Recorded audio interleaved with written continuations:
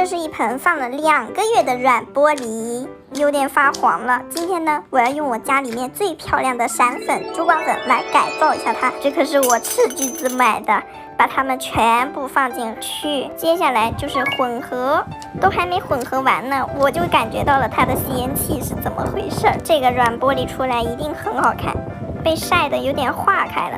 我们拯救一下它吧。哇，这拯救完的手感也忒好了吧！你们玩腻了的软玻璃可以拿来这样子做。最后呢，给大家看一下成品吧。这是什么神仙颜值呀？太美了！记得关注一下我哟。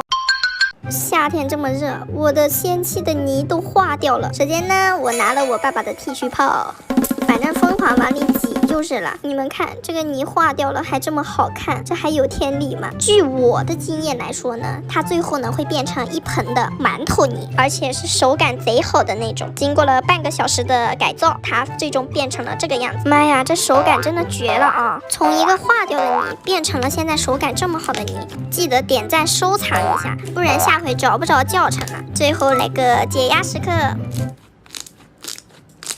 记得关注我。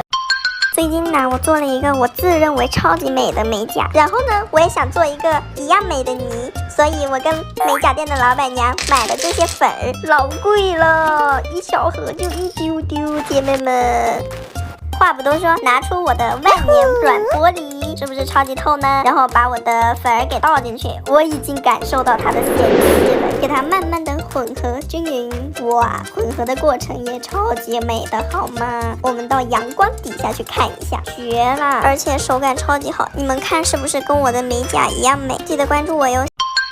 这是一堆废泥，本来呢正准备扔掉，但是又觉得好可惜，所以啊，今天我想试一下这一堆废泥，如果放进气球里面，再加上水宝宝，它会不会把气球给撑破，发挥它最后一点价值吧？